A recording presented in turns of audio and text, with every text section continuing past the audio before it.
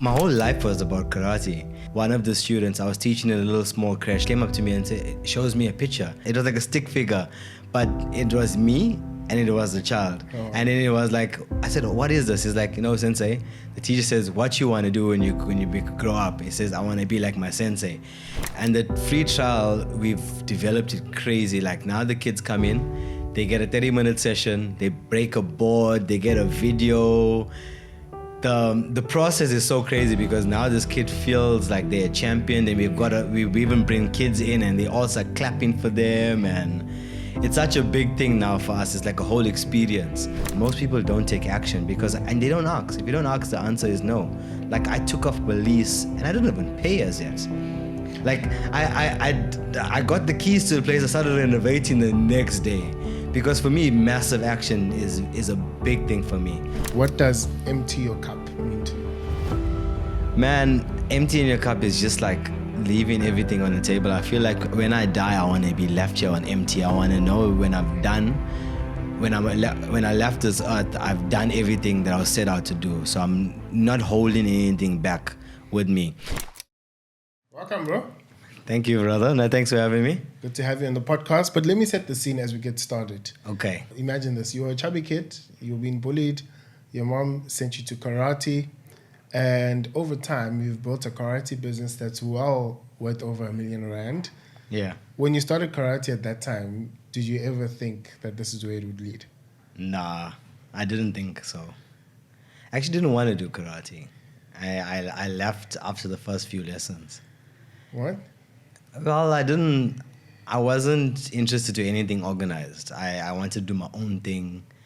I wanted to be my own person. And then as soon as someone telling me, sit here, stand there, do this, I was not having it. That's why my parents sent me to karate.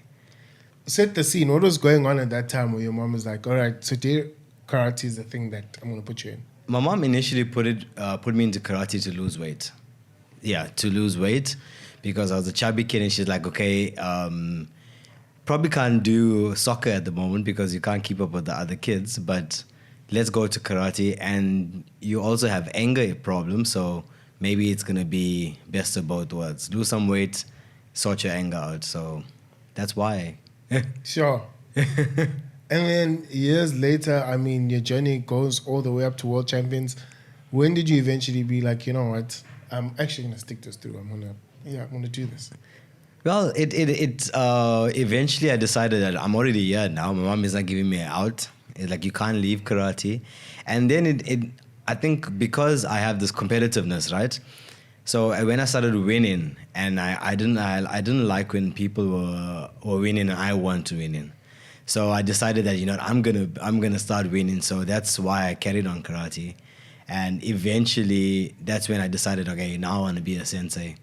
And then in those years growing up, I think one of my favorite things about karate is the idea of discipline. Yeah. And I don't know if it's still as big now when I look at content, but like in my teen years, like your Eric Thomas, your Les Brown, like the idea of discipline was drilled in. And I feel like we've kind of, maybe in my perspective or maybe because of the content I see, I don't see the idea of discipline as much.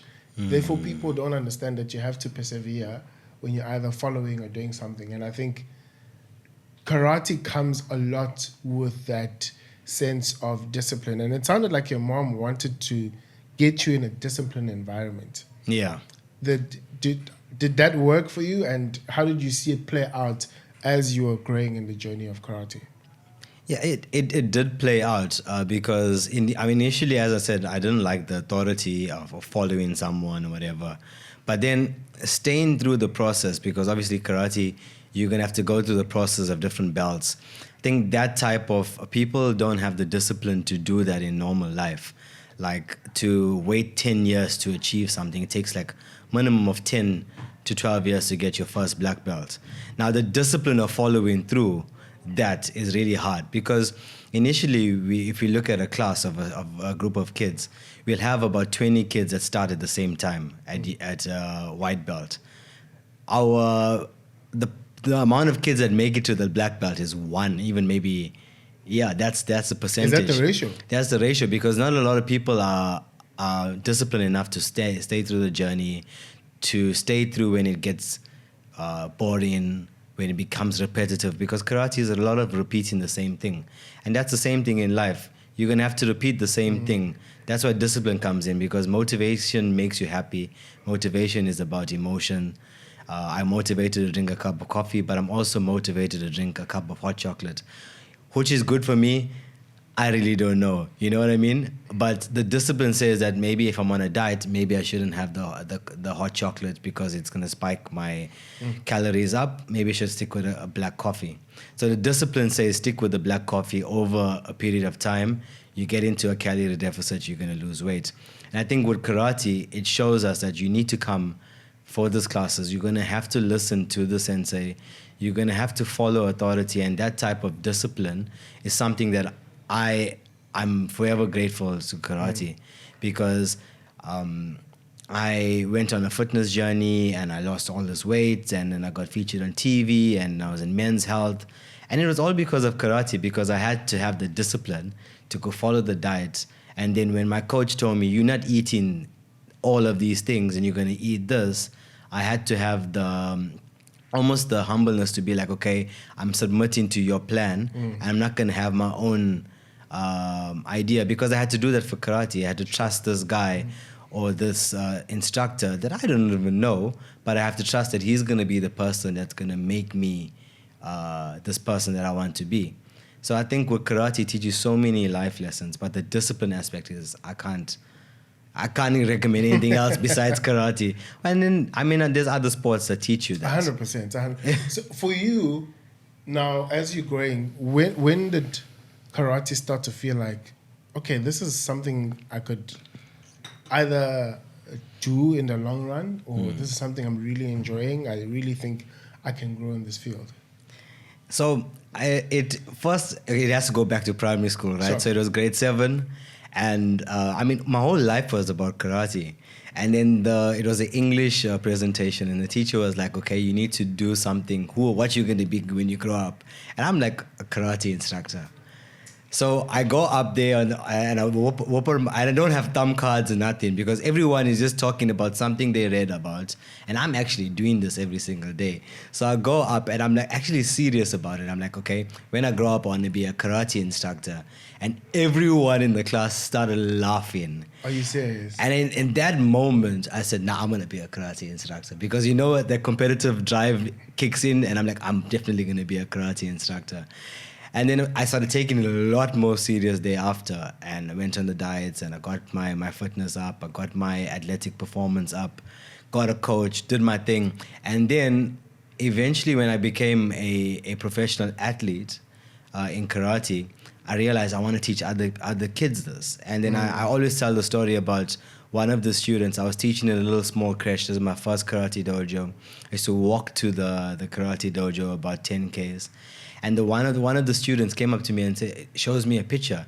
And in that picture is like a little guy there holding another, it was like a stick figure, but it was me and it was the child. Oh. And then it was like, I said, what is this? He's like, sensei, the teacher says, what you want to do when you grow up? He says, I want to be like my sensei. And I'm like, what a 360, like what a, sure. Because I was telling people I want to become a sensei. I finally become that, and now someone wants to also do that. And I feel like that for me was the biggest reason why I continued, and I'm still doing it. And I feel like God has this, like everything you're supposed to do is already done. 100%. And that moment that my mom put me, it was like an act of like lining up my whole life. So, do you think the kids are laughing at you because it wasn't aspirational and it didn't seem like you were gonna have like a nice life, maybe, or a certain level of being comfortable financially? It's definitely that. Like, like most people, especially the communities we come from, they aspire to be doctors, lawyers, and there's nothing wrong with those professions, accountants. But now, because of the way the world is working, you can have a career in anything. You always frowned upon when you become a professional athlete, and then now, like, what are you gonna do when you're an athlete? What if your leg breaks? What if it works? So I feel like at that time, the kids around me, because what they were exposed to, and then the norms of society says that everyone in my class wanted to be a doctor.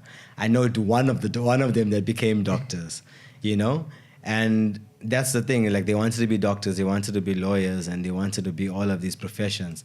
And I think because I was the only person to stand out, that's why I was laughed at. Sure. And it wasn't like they didn't believe in me. I feel like all of my kids, all of my friends there, they knew that I was going to be a karate thing because that's all I spoke about. And that was my identity. But they didn't even think that I'm going to make a job out of it. Did you think that there was any money in it, or was it just pure passion and drive at the time? It's always been passion and drive behind it. And making money came from the idea of like, if I have more, I can do more. So if I don't have, I can't help. And one of my true philosophies of the karate thing is that we want to help people unlock their true potential.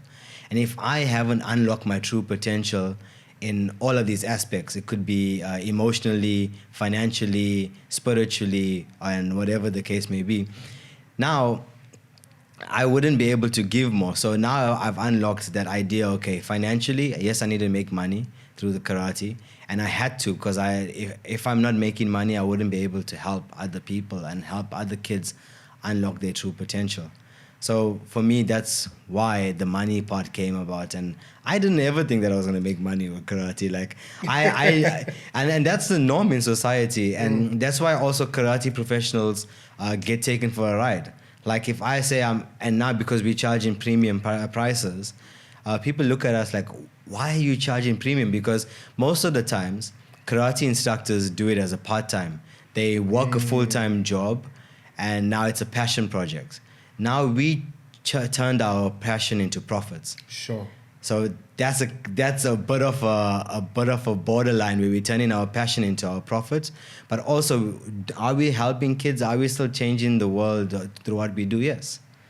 So this is our... I love that. From passion to profit. Yeah, that's dope.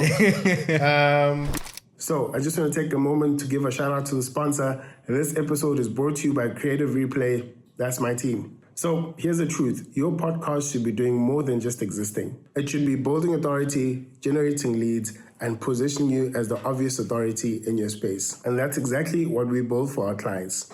We take your expertise, whether it's podcast, video content, or short form, and we turn it into a system that actually drives business. Strategy, production, and distribution done for you.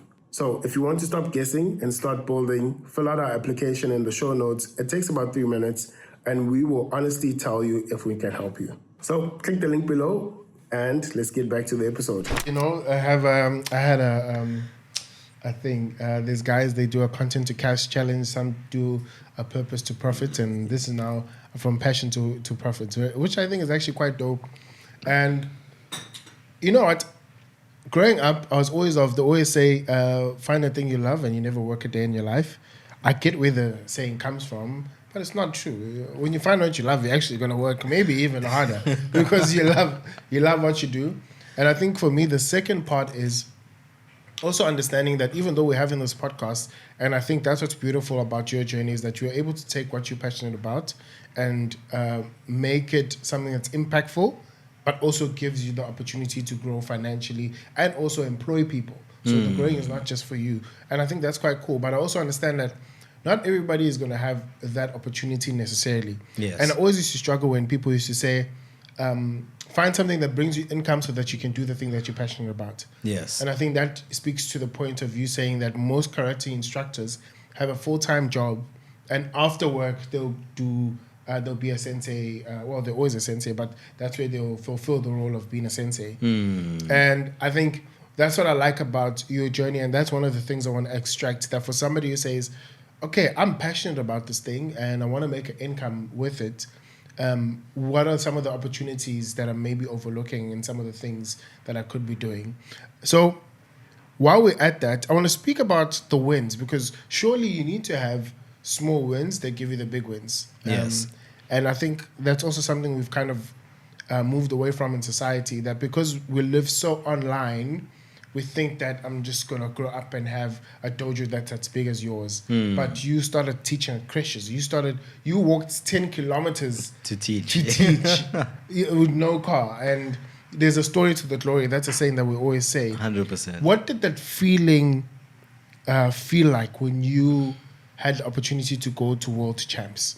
And did you have the money to do it at the time? Nah, like one of my things like to go to the World Championships was like I missed probably like 5 opportunities before my first World Championships. So my dad, I don't think he told me in so many words, but he at one point he had to sell his car. Like he had a BMW, and that was his thing. Like, and he had to sell the car and like downgrade his car to send me to the World Championships.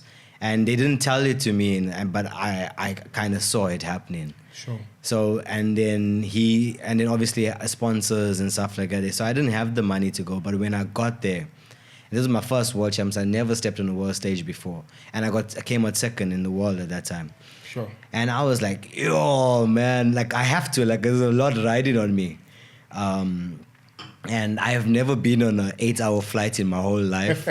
Yet maybe one flight I've taken, and then now I'm going to Dubai and I'm traveling and then I'm going to Poland, and it's crazy. But the story, as you say, the small wins, it was a small wins for me. Like walking to the karate dojo, then eventually picking up the kids. I imagine I'm picking up kids to go to the dojo, but I don't have a car. Sure. So that means I need to walk to their house, pick them up, and then walk to the dojo, and we all walk in. And then must remember sometimes I had like 5-year-olds or 4-year-olds like in my hand, walking with the 4-year-old to their houses, because now they're tired. They just they walk from their house probably about 15 minutes, and now they need to walk back, and they still had a full session. So now they're tired. So I walk with them. So the small wins for me, it was that, the overcoming those things, and then seeing how much of sacrifice my parents made for me, and then going to the World Championships and coming out second, and then going back working, and then winning the World Championships. Those were the wins, made it worth it. Because those are my personal things. Everything else I get to share with everyone, like the dojo success. But my own personal wins is mine, So those are the personal, yeah. And so I didn't even know that. I didn't even know that you used to walk. Yeah, man, yeah. I think it's so beautiful when you get to unwrap people's stories and people's journeys. Yeah. Because I always say it's like fingerprints. No 2 people, even identical twins, have the same fingerprints. Yes. And even the way life plays out. It's important for us to hear these journeys and to hear these stories, because someone who is part of the Creator Concept community who's watching this is like, you know how as humans, I think it's easier for us to disqualify ourselves from the things that we're meant to be doing, either because of where you are or because of where you come from or your circumstance. But it helps that when somebody now sees you where you are now, to understand where you began. There's a sense of, okay, if he can start there, then surely I can start. And also the concept of it's never too late to start. Yes. Because I think, procrastination, I think for me is, that's something of the enemy. Procrastination, man, you'll talk yourself out of doing something that you set as a goal last year and you still haven't done it now. But also, procrastination is so bad because even though a year has passed and maybe you still have another year to do it, you still talk yourself out of saying a year has passed, it's already too late. Yeah. But you don't look at the future, that you still have another year to achieve what you couldn't do. So I think that's what I don't like about procrastination. Let's get into the business. Man, I'll be honest. I'm really excited about, the idea of the business that you've built, using karate. And I think for me, what I want to know is, when did you decide to open up your own academy? How was that journey, that unlock of, okay, I can start making an income with this? And then, obviously, I also understand that you also studied in sports. Where did all of this fit in? So I left university. First year, I was doing BCom accounting at UDW, Westville. And then I told my dad, give me the registration money that you're going to pay for next year's fees, and I'm going to open up my own business. What pushed you? I was like, no, I'm not going to do this thing. I hate studying, and the economic textbook is so big, Eco 101. And I'm like, nah, this is not happening for me. So when I took that initially, and I started, I bought I did all the fancy stuff. I bought flyers, and then I had no karate kids. And then eventually I was teaching at the creches, doing my thing. And then someone approached me and was like, hey, do you want to study sports at DUT? And I'm like, yeah, sure. And they're like, okay, cool, apply this. You don't have money, get NSFAS. I'm okay, cool, get NSFAS, standing in the line, doing all the applications. As I'm in the line, the guy sees my Protea bag and he's like, you are another guy, a random guy from the sports department. Like, hey, you got your Protea colors in karate. Okay, come speak to me. I go speak to him. Little did I know that if you have your Protea colors every current year, you can get 50% off on your fees. So now I've got NSFAS and I got fees and I didn't have money because I told my parents to give me my year's thing. So then I said, okay, let me do sports science. Sports studies there at DUT. I ended up doing that.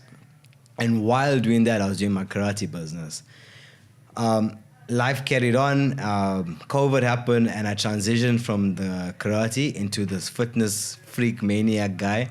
That's when I met you. That's when you met me. And then what a coincidence is that you pushed me to do the karate thing again. Don't you remember? I do. I think you were at Crossroads. Yeah. And you're like, because both were taking off. I think your fitness personal brand in terms of what you were doing with the crazy workouts and you're getting brand deals was taking off.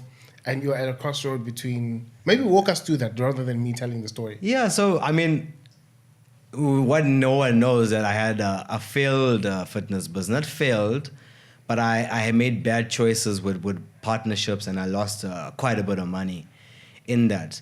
So I was at a space where I have a little bit of savings now and the next thing I'm about to do is going to be the thing. Otherwise, there's nothing happening. Backtrack. Tell us about the fitness business. Listen, man, this is important for me because I want people to know that overnight success takes a long time. Yeah. So, yes, we're speaking about the successful a karate business. I don't like to use the word failed. Maybe I like the idea of you have a business where you learn some lessons from. Because that's what we are as entrepreneurs. We just try out things. Some work and some push us towards the next. Well, I don't have a business degree, right? But I paid for 3 years of doing fitness and that was my business degree because I learned lessons. Sure. You know, people think that, okay, that because the business didn't take off, it took off. Like you were in the thing, you know. I was, yeah. You were in it and we took off. We were exclusive health club. I had about 20, 30 clients. And there was one mistake of changing over to a more premium location that messed up everything. And it was also me, financial literacy. I think people don't speak about how much, when you get in a lot of money, from having nothing to getting a lot of money, what are the flaws? What are the mistakes? Because I didn't have discipline with that. Not in the sense that I was going out partying every weekend, but I just spent a lot of money that I didn't know what to do with at the time. And then I did save, and that's what helped me start up the karate business. So bad decisions, and then I went into a partnership with another person. So I had a partner on the first business, and I went in a partner with another fitness business concurrently. And that messed me up because then I lost a lot of money with that. So I was funding that fitness business, and that didn't work out. So when I ended up at that point, I was like, asking it, like, what do I do now? Because karate is something that I do, but I have no students. Sure, yeah. And then I've got about 20 clients with my personal training, and I'm on TV, and I'm traveling. So, like, what do I do now? Because do I do it? And then the decision was because I just loved karate. And I sat to myself and I said, do I see myself at 60 years old come in here and teaching someone how to do fitness? And I said, nah, that's not going to be me. But do I see myself teaching a karate class at 60? Probably yes. Maybe not like hands-on as, but maybe as like a executive instructor or exclusive, more like master level. I see myself there. So when I transitioned over to karate, I think that was the best decision for me because I felt more like motivated. 100%. And I think everything just fell into place because I went from 5 students to 20 to 30 to 100 and something now. So, You know, they often say that good is the enemy of great. And I know, I think it's easier for me because something I struggle with, I speak about it all the time, that because I love a lot of different things, I love the business side of things, I love strategy, but I also like creating. I love coming up with concepts. It often messes with my clarity because then I'm not sure what's the next step. Yeah. And I think I found that I get a lot of people, I think just through my own experience, who do get stuck in those crossroads where it's like, hey, I have this good thing going, but I'm not sure if I should be pursuing this. And having those conversations of clarity, I think, are so important because I'm sure a lot of people eventually do have those. And I think what stood out for me with your journey is when you got to speaking about it, I knew you more for the fitness than the karate at the time. Then I'm like, actually, let's talk about this karate journey. And you told me about world champions, you told me about the things that you've done, you told me about your wealth of experience. And I'm like, your fitness is great, you're good at it, well, you're actually great at it, but from the karate perspective, you have such a unique journey and you have such a unique wealth of knowledge that it's a no-brainer for me that is actually what will grow. Besides the fact that you have a passion for it, but when you told us about your journey now, about how did you get into it, you've been to world champions, you've had senseis and coaches that have been a part of your journey. I personally don't know a lot of people who've taken karate past matric. I personally don't. I think through exposure to you, now I understand the field of karate even more.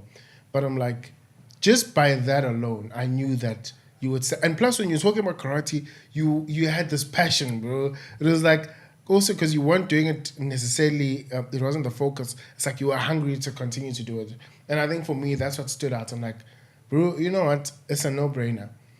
But again, what stands out for me that I really want to, talk about with the audience is that when you made the decision, you literally started a business. Sudhir did not wait for 5 months. I'm going to do a business plan, then I'm going to go pitch, and then I'm going to speak to so and so. Is it a good idea? No, bro. We literally spoke about that while that other business that had its challenges was happening. You didn't even wait for that matter to be concluded. You went and you jumped in. You looked for a location, and you started a business. 100%, yeah. Like I know that it becomes normal because we're in entrepreneurship, but for the person who's crippled by that thought, I have a follow-up question, but that just stands out to me. What made you not look at your current financial situation and focus more on what you could be doing? Yeah, so I think it comes from, I've always been an entrepreneur from the time I was in school, from selling little chains and hats and things at school, when you're having market days and everything, I'll come up with the most craziest plans and it'll work. So I've always I'm not scared.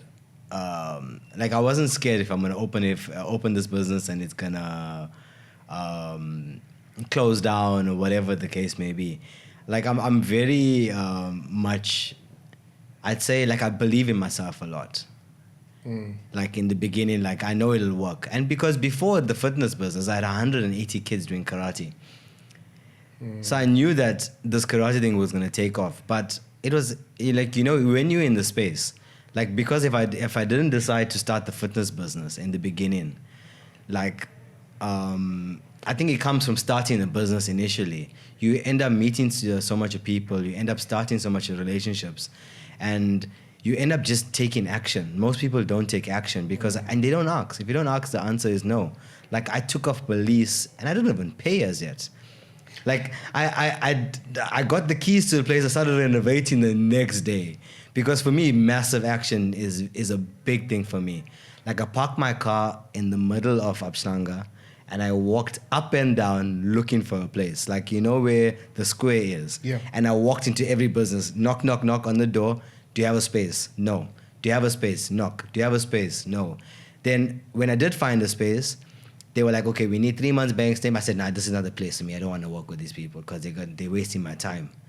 because now they want to give me this and that. And I'm like, no. I need something now. I need to open up this thing now, because if you don't get it now, I'm going to lose my hunger for this thing. So eventually I looked through my phone. Now I'm sitting in my car looking through my phone, and I found a number, and I'm like, this is the owner of this building. Picked up the phone and says, where are you? I said, he says, no, I'm at the place. I says, where are you? I'm like 10 minutes away. I said, no, I'm actually driving past. What a coincidence. I jump in my car and I rush there, and he's like, there's the space. You want it, you don't want it. I said, we didn't even discuss finances, nothing. I said I want it. And then later on the evening, he sends me he sends me the amounts and everything, but he gives me the key. So we like verbally agreed on this place, like on a handshake. He gives me the key. He says, no, you can start renovations now. I'm traveling for 5 Color Fitness on Monday. We take the place on Wednesday. And then as on the phone now, on WhatsApp, we negotiate in lease agreements, terms, and whatever. And this guy is a big business guy. He doesn't need to talk to me. He has many, people to do that. I don't know it's also what sometimes people see something in you, so they end up doing stuff, And then for me, it was like I took action. I wasn't scared. I didn't have any money in my bank account.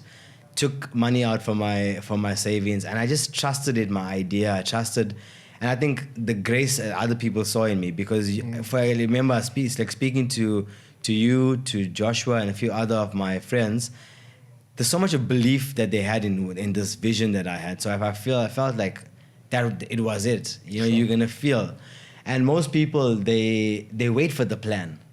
They wait for the business plan. I had no business plan. It's 2 years now, and then now I'm sorting out the business plan. Someone asked me like for a company portfolio. I'm like, what's a company portfolio? And I'm 3 years into this business, probably like 20 years into business. And I'm like, company portfolio? Like, for what? He's like, no, for investors. I'm like, but I invested in my business. Like, I'm currently investing. And then I'm doing it now. So most people take action.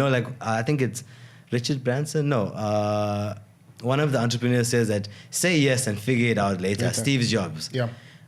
Say yes, and then even if you don't know, figure it out later. So if everything was pointing towards the yes, why do we always say no? Because we feel maybe fear of failure, fear of success. Maybe I can't. What if I do success and I can't handle it? That's true. So there's a lot of stuff that people that hold them back.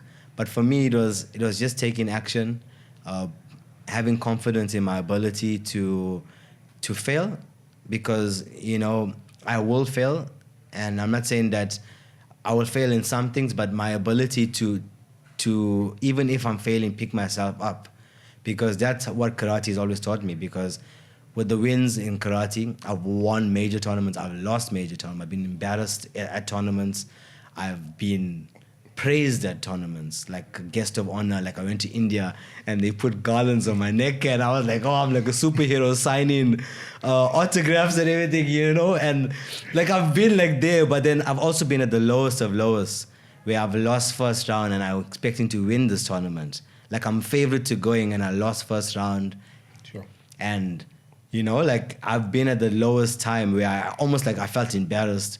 But then it was that lessons that karate taught me. And then now going into the business, I know, so what? I'm going to do it. I can do it. If it fails, it fails. I'll find something else to do. Sure, that's good. Yeah, and just what you said, I think you mentioned so many important things. I think the first one, the idea of taking action. 100%. I think taking action cripples a lot of people. And that's why they always say there's the concept of jump the frog, do the hardest task in the morning, so that it makes the rest of your day easier. For some, it's the gym. For some, it's doing certain meetings, try to do your meetings earlier in the day. But the idea of taking action, I realized that, over time you realize that humans are weird.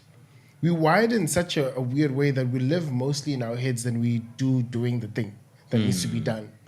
So you think that people take action, but people are smart. They know the ideas. But something just cripples them, and then they spend more time in their heads than they are doing the thing. And that's why you going around into buildings, knowing that you might not even have the 3-month statements and whatever documents are needed, but you took action. Yeah. And that's what made you meet the opportunity. Success is the meeting point of preparation and opportunity. So you met somebody, I mean, I know the person you're talking about. He has hundreds of staff. He doesn't need to be talking to you. Yes. But just because of you took massive action, you were able to meet that person.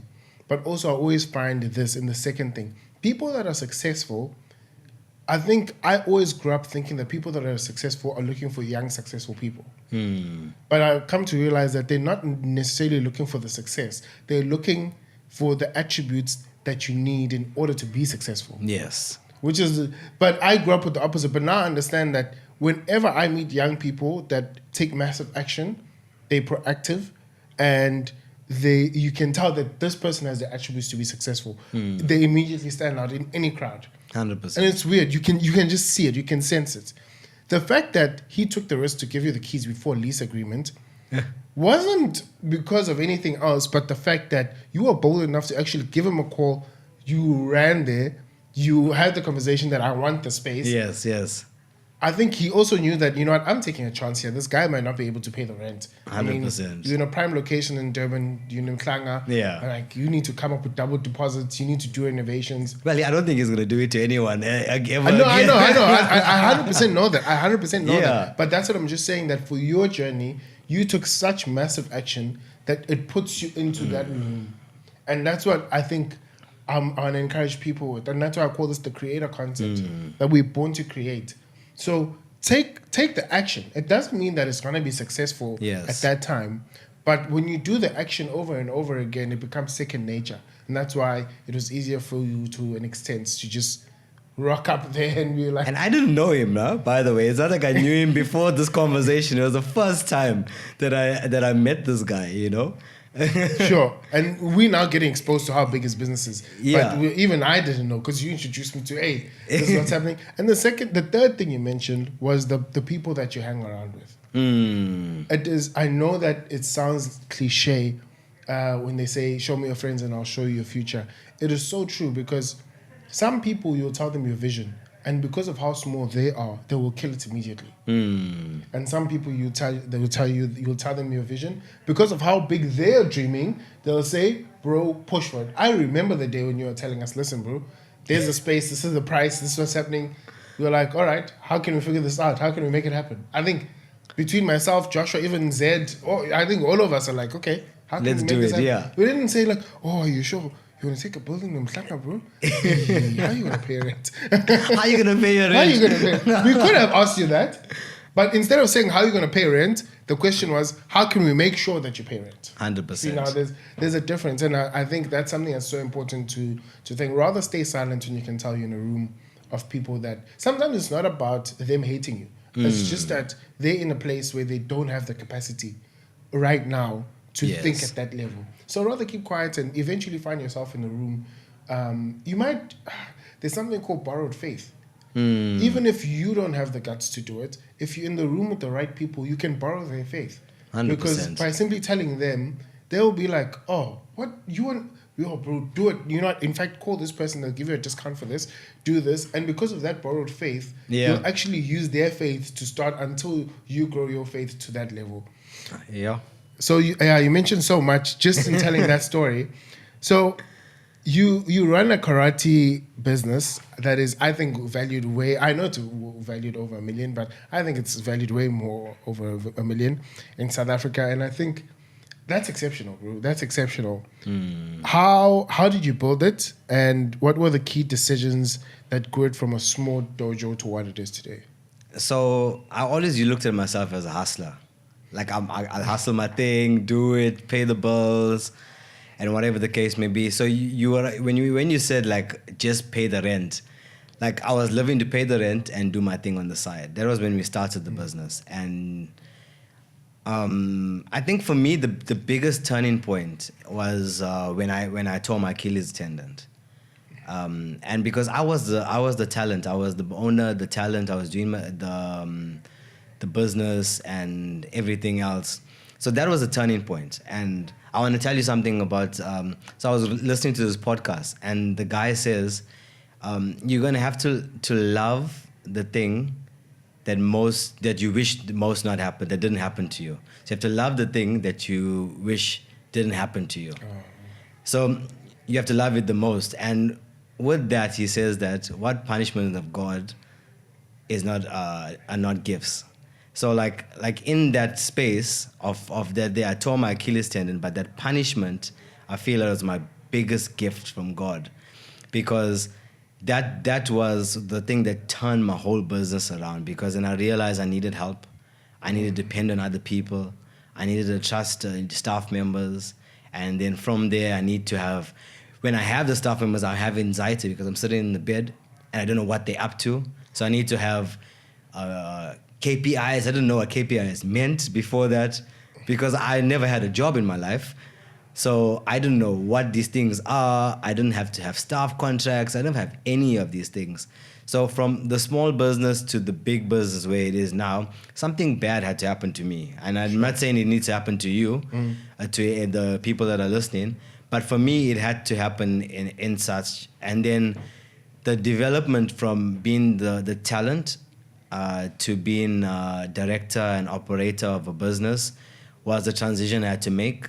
And that transition was something that was difficult, because I always wanted to be the star. But now I need to almost like encourage someone else to be the star. Sure. So that decision was becoming from, you're not the hero, now you're the guide. And I think most people forget that once you're an entrepreneur and you're a business owner, you're no longer the hero. You have to guide and you have to help other people. And I think that's how the business went from a small business to a big business, and then developing a culture with that business, which is really important. Businesses are built on culture, and your culture will show through your standards your team has, not the standards that you have. So I had to also build a culture within the team. I need to also have, make sure that they rise up and they grow and get better. And for me, that's how it became a big business. And also the vision. I always expected big things from myself. And then once I've got this business and I saw it taking off, like my vision became like, I'm nowhere I need to be. Like I'm probably like 10% of wherever I need to be.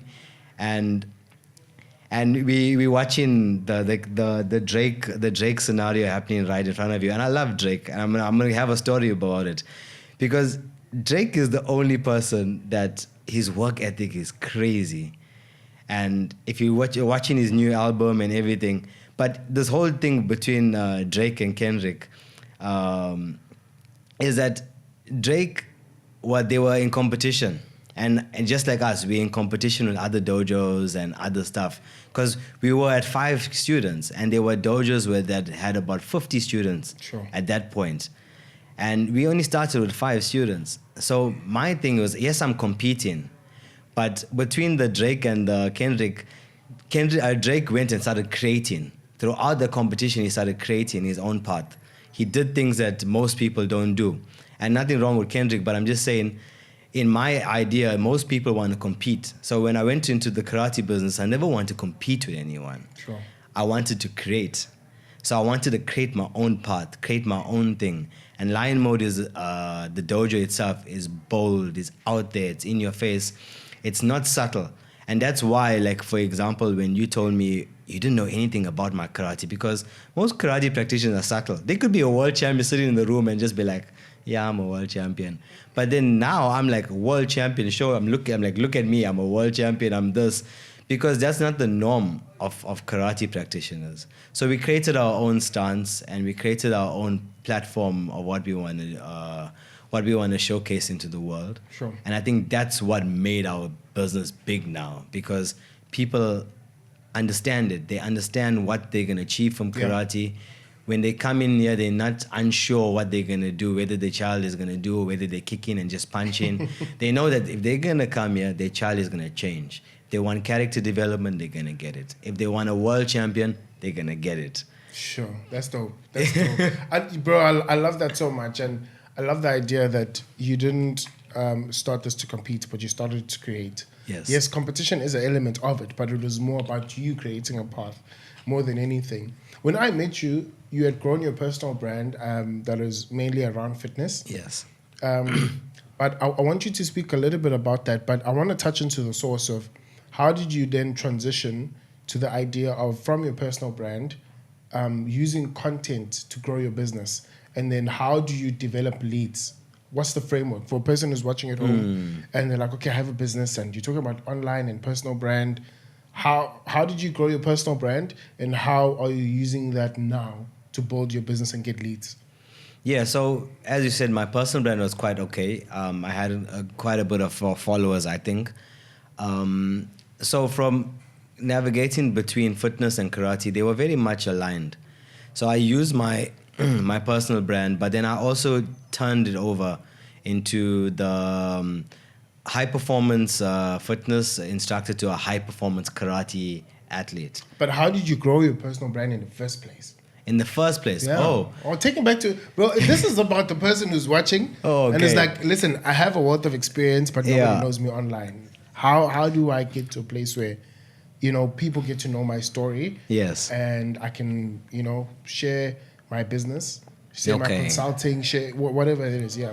So the fitness business started off. It was just, as I'm saying, just me, my journey. I just woke up one day and I decided to just post everything that I do. Post my life. It was authentic. It was original. You know, I was just posting me doing Superman push-ups on the beach, and people were like, "That's cool. Like, we only see that on YouTube or whatever the case may be." And I'm like, "Okay, you want to see more?" Okay. Then I'm doing a pistol squat on a pole, and then what got featured me on Men's Health, I was doing those push-ups on a plate, you know, on those 20 kg plates.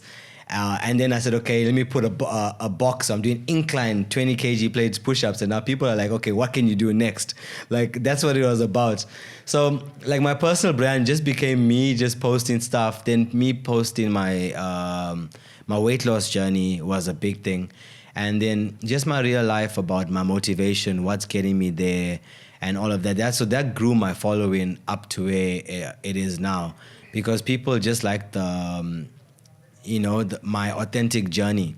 And I don't have like hundreds of Ks of followers because I'm not for everyone. That's 100%. Because I wasn't trying, and I'm still not trying, because I could have went, and I have a thing, like, you know, you make me dance a lot on the most amount of dancing on social media is because of you. So it's like 2 dancing videos. But when we went into lockdown and people were busy trying to do TikTok dancing and everything, nothing wrong with those things. But I realized that's not me. I'm not going to follow the crowd. And I think that's why my following grew, is because the people who wanted to follow me and are there for me are following me. So my following and my personal brand is people who actually, and didn't change who I am. So that's how I build my brand. When did you realize you can make money online, or it can lead to leads for the business? I didn't even know. So I'm, as I'm saying, you're friends, because I'm busy. Like, I was cool. You give me a bottle of water, I'll do 10 push-ups. like what, you know? And I'll put a post online, you know, and I'll do it. And then my friend Zed is like, yo, bro, you better be getting paid for this thing. Let's draw up a contract. You're going to end up getting a brand ambassador deal. So that's how I started getting money into it. And then I started just getting approached by people, because once you have a good following, people start running towards you. I think I didn't even have a good following. I had like 1,000 followers when I had my first brand deal, because people liked that style, because there's a people that are looking for you. That's true. You need to be there when they're looking. So like recently I've got a deal, and I haven't been posting any content regarding anything. If you go on my page, it's only karate now. But then I have a brand deal, and I realized, and I narrowed it down, I'm like, they were looking for that. They were looking for me. You just need to make sure that you're in your space. So when I started getting more paid gigs, I started taking it more serious, because I don't know anything about anything when it comes to content. I just started posting, and then someone told me, okay, you need a rate card. I was like, what's a rate card? And I've already had worked with like 20 brands by that time, 30 brands. And this was last year. I'm like, rate card, okay? Rate card, no, this was like 2 or 3 years ago, okay? Let's make a rate card. And now I'm making this thing, and then I put it out, and I got paid from that. So from scaling from there to getting starting to get paid, then I obviously joined agencies and all of that there. But now to bring leads into my business, I run social media paid ads through funnels and stuff like that there. What is a funnel? Funnels is like a direct, it's a sales funnel. So you get like direct traction from your page, and it's direct sales. You know, like marketing at the moment, if you put a post, you don't know where it goes, you know? So with funnels, you can target it. You can get a lead, and from that lead, you can take them through a journey, so they become a paid customers within the business. So, and then you can have metrics, so you can, because Facebook and Instagram and all of the Meta, you can have data. You can track how much money you're paying on for per lead. And for example, if you get 10 leads and you convert one, and that costed you 200 Rand, it cost me 200 Rand to get one client. So if I want to get 10 clients, I put 2,000 Rand. And so you can actually calculate it down to a T and predict. Yeah. And I think one of the things you used to have, I'm not sure if you still do, is that in one of your leads, I know you have many of them, but it was book a trial session. Yes. And you'd actually have a proper trial session where the child would come in and do a class and feel what it's like to be. Yeah. So I'm that's our thing. That's basically how the business took off, and it just developed. Sure. I had the same ad creative. People think you have to change anything or whatever. If it's working, don't change it. I had the same ad creative for 3 years. I changed it this year. So you don't change anything that's broken. And then the sales funnel, we had a free trial, and the free trial, we've developed it crazy. Now the kids come in, they get a 30-minute session, they break a board, they get a video. The process is so crazy because now this kid feels like they're a champion, and we even bring kids in, and they all start clapping for them, and it's such a big thing now for us. It's like a whole experience. So that trial experience has developed from, hey, just me teaching, and now it's a whole big thing. I think it's so dope that it's not just about the content that you're posting, but it's like, how can you execute that content in person when the client comes through, so that you also don't overpromise. And obviously the idea is underpromise, overdeliver. Yes. And I think it's so cool that you've been able to work that out in terms of underpromising and over-delivering. Yeah. How do you feel that growing your business in this day and age with the idea of content and being able to have stuff online has accelerated your growth in business compared to... Say that again? How do you feel that being in this era of, there's content, there's cell phones, there's the internet, how have you taken advantage of that to grow your business as opposed to maybe what it was like before? Before, I'll tell you, if I had an idea of opening up a karate class, I went to the print shop, I made 2,000 flyers, and I went door to door giving these flyers, and I had my first class, and I'm thinking there's 20 people going to come, and no one showed up for the whole month. So now the difference with that is that's the old type of marketing, make a flyer, do your thing, go outside, word of mouth. Now with social media, I don't even have to have the building. I don't even have to have the class. I opened up the dojo in Phoenix. We didn't even touch anything in the place. But with AI and stuff there, I already had videos of the place, my idea of what it's going to look like, everything. I've posted it. We didn't even launch. I had about 200-300 leads already waiting for me to call them, waiting list. So with social media, it's so crazy because you can do anything at this time. You know what I mean? And we didn't even have the place. The place was actually broken. We had to go and, we didn't have a ceiling, we didn't have floors. We had to go and cement the floors, put ceilings up, but I already had a video of the venue. What? With AI. So I took a video, and then with social media, like people were already on the waiting list, and now I don't have to give a flyer. I never give one flyer out for that. And there's nothing wrong with flyers, because now we do both. Because we give flyers and because we have the budget to it. But if you don't have a budget, social media is the best thing.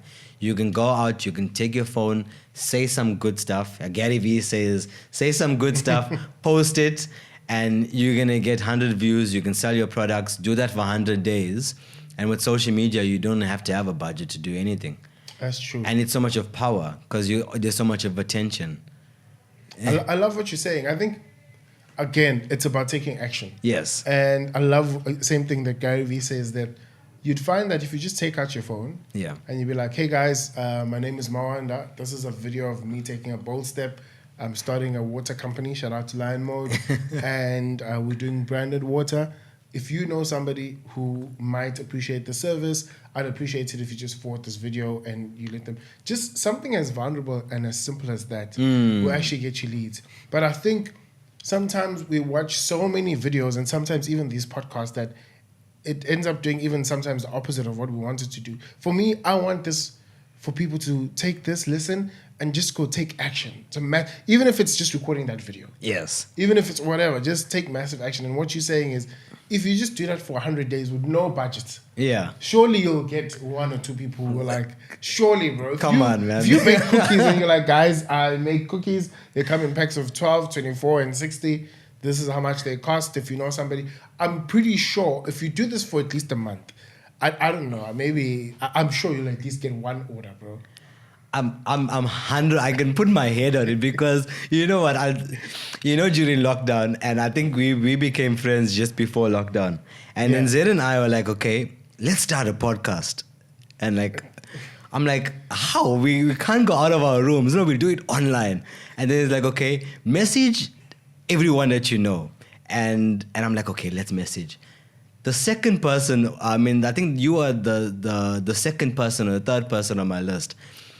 I messaged the first person, for whatever reason they didn't reply. I messaged you, and like 20 minutes later you replied, and then I kept on messaging. And by the time I messaged like about 20 people, I'm back on the top of the list messaging the first person, you, everyone. And the next minute I got about 5 people on the show. I was called Live with a Lion or something. I remember. And then it was just like live Instagram stuff. Okay, that was also something that grew my following. Like just random lives on Instagram. And Zed was like, message 100 people and then just figure out who wants to come on the show. Everyone's bored. Someone will want to do something. And then eventually it became like a big thing where everyone was on the show and it was cool. So like, and even for my business, like now if I don't have money, which is like very rare, but if I ever feel like I need to make extra, make more cash flow, I open my phone and I just start messaging people like, hey, do you want this? Do you want that? Do you want... And like, I remember... I'm sorry to cut you. I also think I struggle with this. I struggle with the idea of asking people, do they want something? It felt like I'm desperate. No. Instead of I have a service to offer, but I'm like, maybe it's also ego, to be very honest. Yes. They're like, oh, now I'm texting this person, do you want this? Yeah, it feels like it's because of how we grew up, maybe. It was a programming that I had, like, just testing people, do you want this? But I think it's different. You have to do it a bit of finesse. Like I have this bottle of water and I'm like, I want to sell you this water. But I'm not going to be like, Mawanda, do you want this bottle of water? So I'm going to be like, hey, Mawanda. So I'm making about 200 water for the Karate Dojo. And I think Creative Replay... would it be cool to have your own branded water on thing? So I'm like, I'm not doing like, hey, do you want water? I'm like, I'm already doing it. Do you want to be a part of it or not? I'm going to do it anyway. True. And whether you're going to be a part of it or not, so you feel like, this guy is doing it, so yeah, maybe I'll just add an order on it and it'll be like, okay, cool. So so there's obviously ways in which you can and you study sell. those. There's books, there's YouTube, and that's really... I've already studied this thing. So for me, it's easier. So that's why the thing is I've already done the work. So you need to go and do some YouTube videos. And like there's a lot of people that are good with sales like Dan Locke, Grant Cardone. all of these people that will give you all the sales hack. They'll even give you, here's 100 code calling messages that you can do. And there's a video on But I think because of that, it's on become- YouTube. people still find a way to disqualify themselves. And this leads into the next question. I think you've answered it, but I might as well ask it. If someone is listening right now and they're starting from zero, whether it's building a business, starting a fitness journey, or trying to find their thing, what are the 3 things you tell them to do first? Decide what you want to do. Mm-hmm. First thing, I think, is decision. Then take action on the decision, which I've already said. And then just repeat. Just repeat the action and stay disciplined on what you think. It's very simple. I feel people that they overcomplicate it, you know. Once you decide that you're going to do this, take action. I think I missed a step. Decide, do a bit of research of what you want to do, and then take action. I think the 4th thing will be find someone in the industry that can mentor you. And then I think we don't want to get mentorship. We don't want to pay for mentorship and stuff like that there. I feel it's so important that you need to do that. So once you've decided, you took action and you started repeating it, you need someone to mentor you. Because most of the time, whatever you're trying to do, it's already been done. That's true. It's already been done by someone. So, yeah. That's good. Before we get into our rapid fire, what does this statement mean to you? What does empty your cup mean to you? Man, emptying your cup is just like leaving everything on the table. I feel like when I die, I want to be left here on empty. I want to know when I left this earth, I've done everything that I was set out to do. So I'm not holding anything back with me. Emptying your cup can mean plenty of different things. Emptying your cup because now I'm empty out my knowledge because I want to receive knowledge from you. So that's another way of seeing it. But for me, when you say empty the cup, it's me saying that when I leave here, I want to empty out all the good that I have, and I want to give it and leave it into the world. That's my... I mean, there's another version, obviously. No, but that's good. That's good. I love that. We asked that question to all our guests, and then in closing of this episode, we have something that's called rapid fire. Yeah. We'll ask questions and try to answer as quick as possible. Okay. The first thing that comes What do to I mind. win? You win this episode being published. All right. First question: what's one belief you held about success that turned out to be completely wrong? One belief I had about? Success that turned out to be completely wrong. That you make a lot of money. In order to feel successful. To be successful. What's the one skill you think every person should learn that most people ignore? Taking action. Sure. If you had to start over tomorrow, no followers, no reputation, no money, what's the first thing you'd do? Go on the street and tell everyone that I do karate. And offer karate. Yeah, I'll stand on the side of the road. Like, free karate. What would your 10-year-old self not believe about your life today?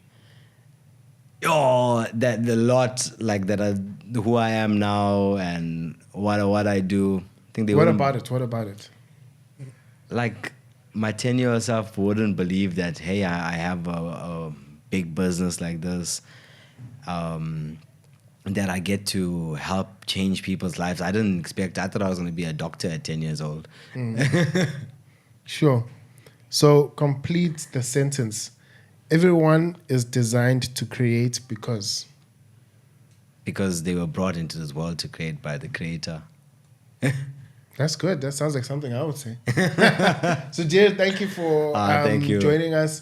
We're going to leave the business for the details for your business in the show notes. And where can people follow? Sudhirballiofficial, all platforms, and then Lion Mode Karate Academy, all platforms. Make sure you join Lion Mode.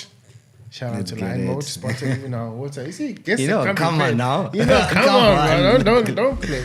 What you thought here? Sids, thank you so much, my bro. No problem.